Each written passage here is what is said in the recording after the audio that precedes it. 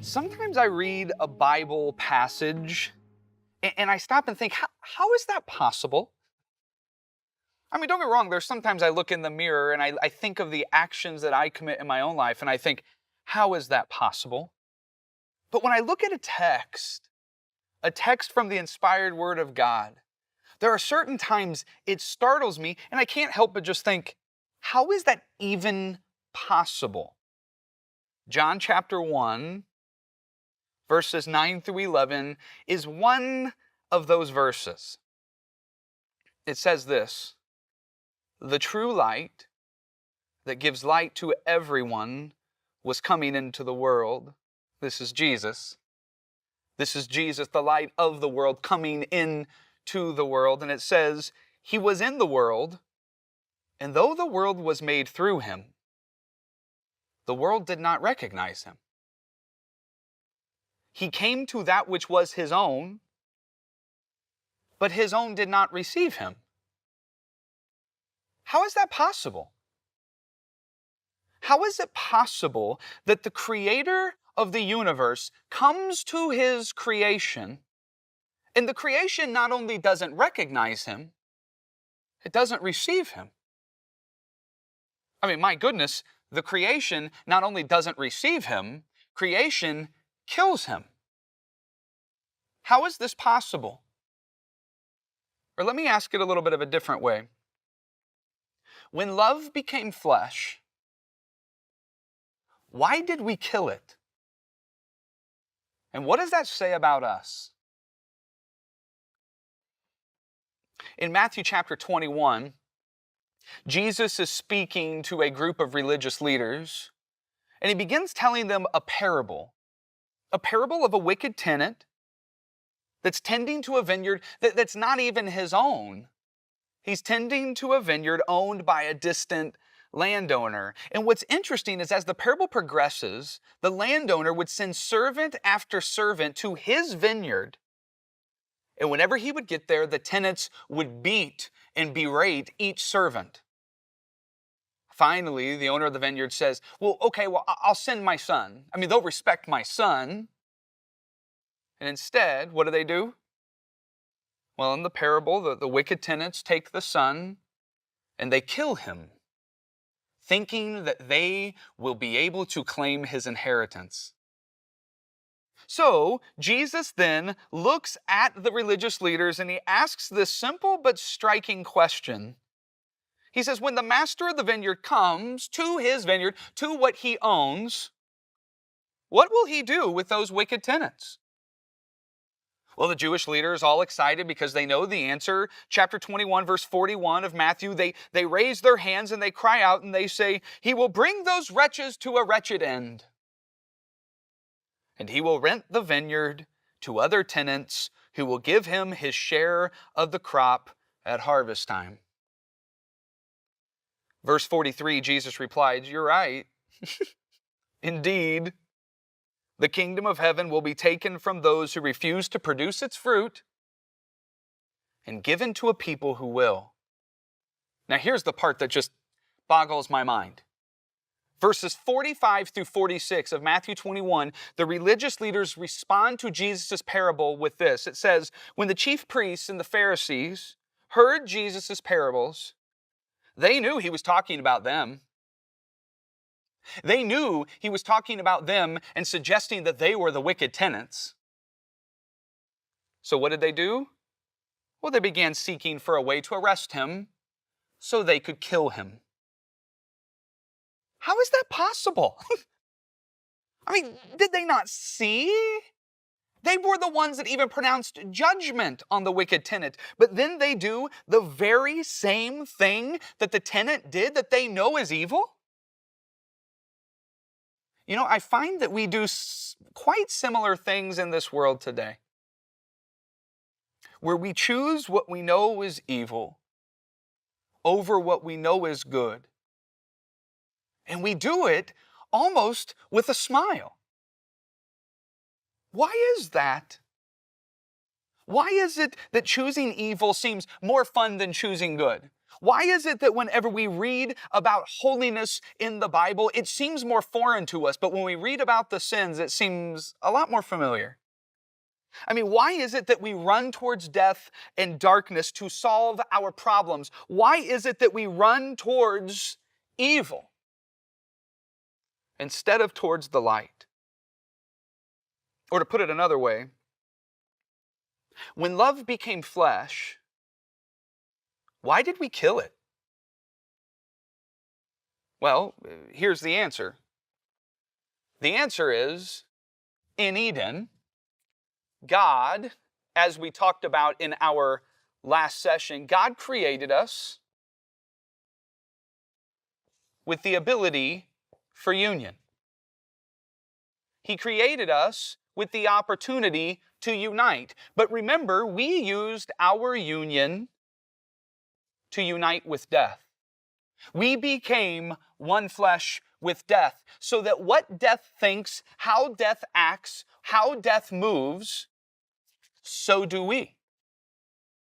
That actually what it happens is that we gravitate towards what is most familiar to us. Death. Evil. And so, when love became flesh, we saw it as a threat. We saw it as something to crucify. We saw it as something to destroy. And part of the reason why we don't understand how this is possible is that we don't understand the depths of the problem. We don't understand the depths of union. Union, where two become one flesh. You see, union is not holding hands. Union is more along the lines of this. Where every time we take a drink, or every time we eat a meal, two become one. And when the two become one, they become inseparable. I mean, sure, I could throw up my food from earlier today, but let's be honest. It wouldn't be in the same condition. It sure wouldn't tempt me to eat it again, and I probably wouldn't come out feeling so hot myself. Why? Because whenever union occurs, when two become one, they become inseparable. And to try to separate them is to try to divorce two things that have become one. And when you do, neither one of them will ever be the same again. Which, I mean, the very concept even reminds me of the concept of divorce. You know, it's interesting working with college students because even though these college students will be talking to me about a divorce in their parents that happened 15 years earlier, they will still be sitting on the couch weeping because the wound still seems so fresh. Now hear me clearly. I believe there is grace in divorce. But also hear me clearly. When two become one, tearing them apart affects them and everyone around them. Why? Because union is not just holding hands. Union is the merging of two into one, that to try to separate the one from the other is to try to rip away something that has interwoven in the same way that water has permeated my body, in the same way that food has permeated my body. The problem of sin is way worse than we typically appreciate. The problem of sin is so pervasive because what sin is union with death. When we sin, we continue to choose to become one flesh with death. And we are so consumed by this darkness that if light comes toward us, our natural reaction would be to kill it.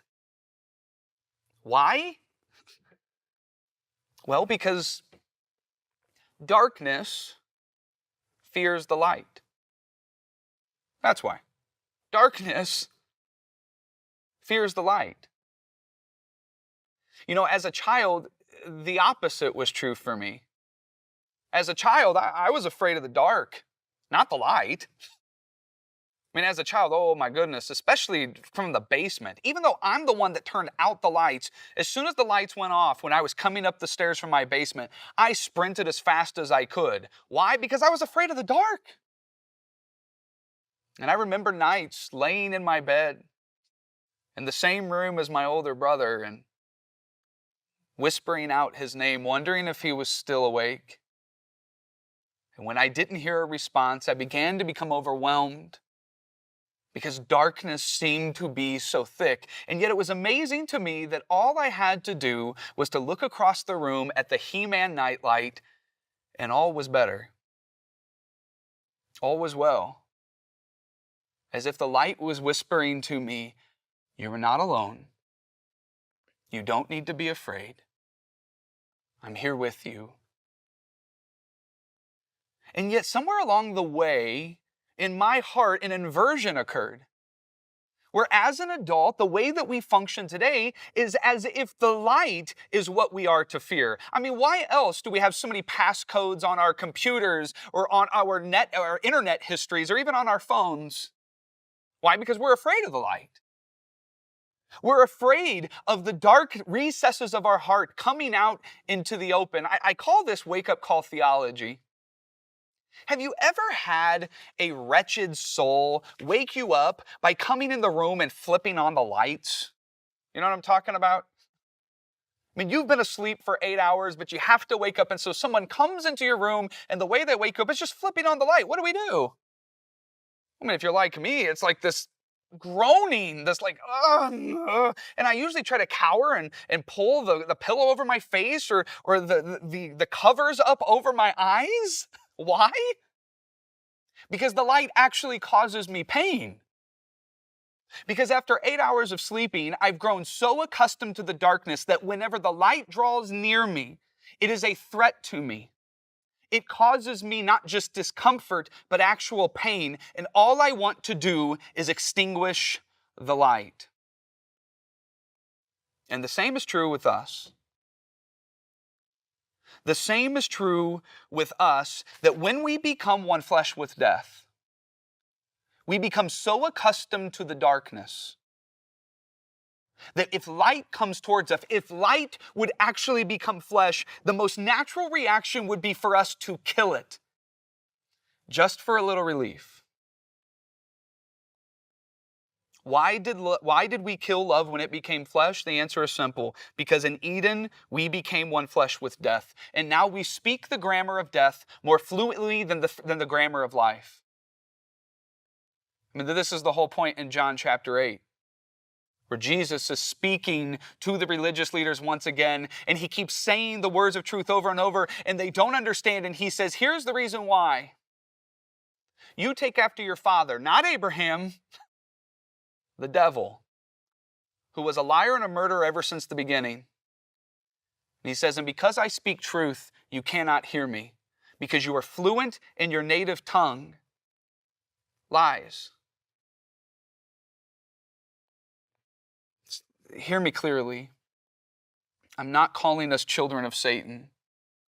But what I am saying is when we become one flesh with death, don't be surprised if your natural reactions, if your typical thoughts, if the normal ways of you walking, living, moving, and breathing look more like darkness than light. And also don't be surprised if light became flesh, that you and I would be in the crowd chanting, "Crucify it." Why is this all so important?